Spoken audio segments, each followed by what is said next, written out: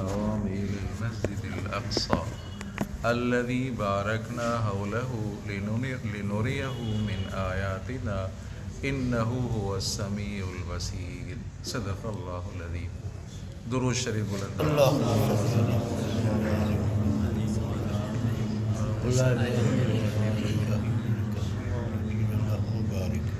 آپ صلی اللہ علیہ وسلم کو اس ماہ مبارک میں معراج ہوا ہے.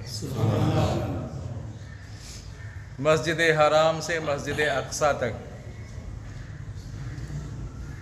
30 راتوں کا سفر ہے. مسجد حرام سے مسجد اقصی بیت المقدس 30 راتوں کا سفر رات کے ایک جھٹکے میں ہوا. لیلاً التنوین للتقلیل.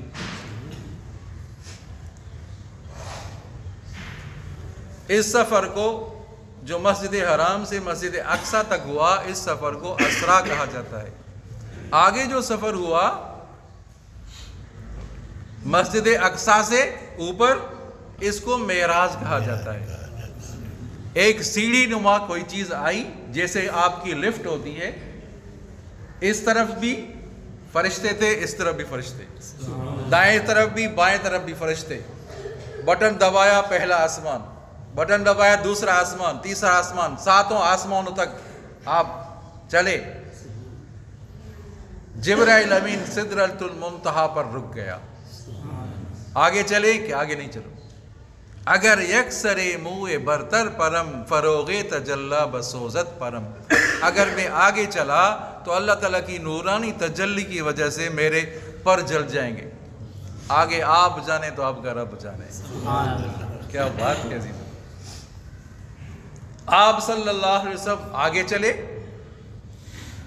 عرش اور کرسی آپ صلی اللہ علیہ وسلم نے فرمایا کہ ایسی جگہ پر گزر ہوا, ایسی جگہ سے گزر ہوا جہاں فرشتے انسانوں کی تقدیر لکھ رہے تھے. ان کلموں کی آواز بھی میں نے کانوں سے سنی. وہاں تک عرش کرسی اوپر, یہاں تک کہ ایسی جگہ پہنچے آپ صلی اللہ علیہ وسلم. اللہ تعالیٰ نے فرمایا ادن یا محمد ادن, اے محبوب مصطفیٰ اور قریب آؤ اور قریب آؤ. سمجھا دیں معراج کا سفر ہے. آپ صلی اللہ علیہ وسلم نے اللہ تعالیٰ کے آگے عاجزی کی تو معراج ہوا. مخلوق کے آگے عاجزی کی تو شفاعت کا حق مل گیا. سمجھا دیں. آپ صلی اللہ علیہ وسلم کو اس سفر میں امت کی مثالیں دکھائی گئی. اسرا کے سفر میں آپ صلی اللہ علیہ وسلم نے ایسے لوگوں کو دیکھا, توجہ کریں عزیزوں, ایسے لوگوں کو دیکھا جو جہنم کا درخت, کانٹے دار درخت ہے وہ کھا رہے ہیں, پتھر کھا رہے ہیں. آپ نے پوچھا یہ کون لوگ ہیں؟ یہ پتھر کھا رہے ہیں, کانٹے دار درخت کھا رہے ہیں, یہ کون لوگ ہیں؟ بتایا گیا یہ وہ لوگ ہیں جو دنیا میں زکوٰۃ نہیں دیتے تھے, صاحب نصاب تھے, مالدار تھے, زکوٰۃ نہیں دیتے تھے. یہ بات ذہن میں رہے عزیزوں. جو آدمی زکوٰۃ دیتا ہے, جو آدمی صدقہ خیرات کرتا رہتا ہے, اس کا مال اللہ تعالیٰ محفوظ کر لیتے. وہ اس کا مال اللہ کی حفاظت میں آ جاتا ہے. اور جو زکوٰۃ نہیں دیتا, جو صدقہ خیرات نہیں کرتا, ہم تو کہتے ہیں بھائی ہم تو خود مستحق ہیں, ہم زکوٰۃ کے تو مستحق ہیں, صدقے تو مستحق ہیں. بھائی جیسا بھی گیا گزرا انسان ہو صدقہ تو دے سکتا ہے. ایسا ہے کہ نہیں ہے؟ صدقہ تو دے سکتا ہے. تو جو آدمی صدقہ خیرات زکوٰۃ دیتا ہے تو اللہ تعالیٰ اس کے مال کی حفاظت فرماتے ہیں, اور جو نہیں دیتا اس کا مال ہلاک ہو جاتا ہے. ڈکیتی ہو گئی, چوری ہو گئی, آپریشن ہو گئی, ایکسیڈنٹ ہوا, کسی نہ کسی طرح سے مال اس کا ضائع ہو جائے. ایک صحابی ہیں, سمجھا نہیں, جائے نماز سے لے کر گھر تک ایک رسی لٹکی ہوئی تھی, نظر کمزور ہو گئی تھی.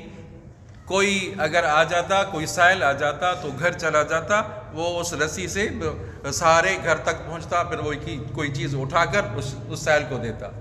کسی نے کہا کہ ایسا کیوں کرتے ہیں آپ, کسی کو کہہ دیتے آپ, صدقہ کوئی دے دے. آپ خود جاتے ہیں تو وہ صحابی فرمانے لگے آپ صلی اللہ علیہ وسلم کا فرمان ہے جو اپنے ہاتھ سے صدقہ دیتا ہے اللہ تعالیٰ اسے بری موت سے بچاتا ہے. اپنے ہاتھ سے صدقہ دے دے آدمی. بھائی مرنے کے بعد خیرات ہو رہی ہے, بھائی صدقہ ہو رہا ہے, جانے کے بعد بھائی کوئی کرے نہ کرے, آدمی خود اپنی خوشی کے ساتھ اپنے ہاتھ سے نکالے نا. اللہ اکبر. آپ صلی اللہ علیہ وسلم نے ایسے لوگوں کو دیکھا جو بڑے بڑے پیٹ ہیں, کمرے نما بڑے بڑے پیٹ ہیں, ان پیٹوں میں سانپ اور بچھو نظر آ رہے ہیں. استغفر اللہ ربی من کل ذنب. بڑے بڑے کمرے تھے جیسے پیٹ ہیں, سمجھا نہیں, ان میں سانپ اور بچھو نظر آ رہے ہیں. اٹھنے کی کوشش کر رہے ہیں, اٹھ نہیں سکتے. اور ان کے اوپر یہ ہے کہ گھوڑے ان کے اوپر مسلط ہیں, وہ گھوڑے ان پیڑوں کو روند رہے ہیں, گھوڑے ان کو روند رہے ہیں. پوچھا یہ کون لوگ ہیں, ان کو کیوں سزا مل رہی ہے؟ بتایا گیا یہ وہ لوگ ہیں جو دنیا میں سود کھاتے تھے, سودی لوگ ہیں, سودی پر قرضہ دے رہے. بہت سے ایسے احباب نماز پڑھنے والے ہیں, سفید پوش ہیں, سودی قرضہ دے رہے ہیں, سودی کاروبار کر رہے ہیں, پرواہ نہیں ہے. یا ایھا الذین آمنوا ادخلوا فی السلم کافہ, اے ایمان والو اسلام میں پورے کے پورے داخل ہو جاؤ. مسجد میں تو ہم نمازی ہیں, بس باہر پتہ نہیں کیا ہو جاتا ہے. جیسے آپ کریں ایسا نہیں ہے, پورے اسلام میں داخل ہو جائیں. سودی قرضہ دے رہے ہیں, قرضہ لے رہے ہیں, سودی کاروبار کر رہے ہیں, سمجھا, بہت بڑا گناہ ہے عزیزو. اس کو معمولی نہ سمجھیں. جو ساتھی اس میں ملوث ہیں وہ توبہ طائب ہو جائیں, دور ہو جائیں. یہ فقط دو آدمیوں کے درمیان نہیں ہے, بلکہ جو معاہدہ کراتا ہے, جو گواہ ہے, سمجھا نہیں, جو لکھ رہا ہے, جو سامان اٹھا رہا ہے, وہ سارے گناہ میں شریک ہیں. اور ادنا گناہ, سود کا ادنا گناہ سکی ماں کے ساتھ زنا ہے. سکی ماں کے ساتھ زنا ہے. وہ کہتا مجبوری تھے, مجبوری میں قرضہ اٹھایا, بھائی مجبوری میں قرضہ اٹھایا, کہتے ادنا گناہ سکی ماں کے ساتھ زنا. بس آپ صلی اللہ علیہ وسلم نے فرمایا اللہ تبارک و تعالیٰ نے دو لوگوں کے ساتھ جنگ کا اعلان کیا ہے. دو لوگوں کے ساتھ, دو قسم کے لوگوں کے ساتھ جنگ کا اعلان کیا ہے اللہ تعالیٰ. کیسے؟ وہ کون سے لوگ؟ ایک تو وہ جو سود کھانے والا, سود دینے والا, سودی کاروبار کرنے والا ایک شخص ایسا یہ ہے. دوسرا کون سا ہے؟ آپ صلی اللہ علیہ وسلم نے فرمایا جو کسی عالم کے ساتھ دشمنی رکھتا ہے. من عادی لی ولیا فقد آذنتہ بالحرب, جو میرے کسی ولی کے ساتھ دشمنی رکھتا ہے اللہ تعالیٰ اس کے ساتھ جنگ کا اعلان کرتا ہے. ایک عالم کے مقابلے میں فاسق اور فاجر کی تعریف, ایک عالم کے مقابلے میں زانی, بدماش, چور, لٹیرے کی تعریف ہم ہی کرتے ہیں, نماز پڑھنے والے ہی کرتے ہیں. ایک طرف عالم ہے, ایک طرف جاہل ہے, فاسق اور فاجر ہے. اذا موتیہ الفاسق غضب الرب واحتزلہ العرش او کما قال النبی صلی اللہ علیہ وسلم.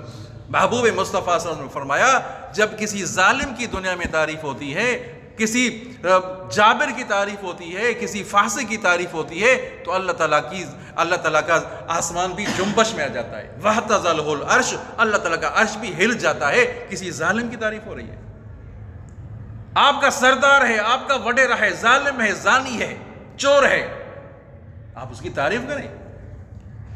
ایک عالم کے مقابلے میں دو قسم کے لوگوں کے ساتھ جنگ کا اعلان ہے. ایک سود خور ہے, ایک وہ ہے جو کہ کسی حق والے عالم کے ساتھ دشمنی رکھتا ہے. آئی بات سمجھ میں؟ انشاءاللہ معراج کے واقعات چلتے رہیں گے. دعا کرتے ہیں اللہ تبارک و تعالی ہم سب کو اعمال صالحہ کرنے کی توفیق.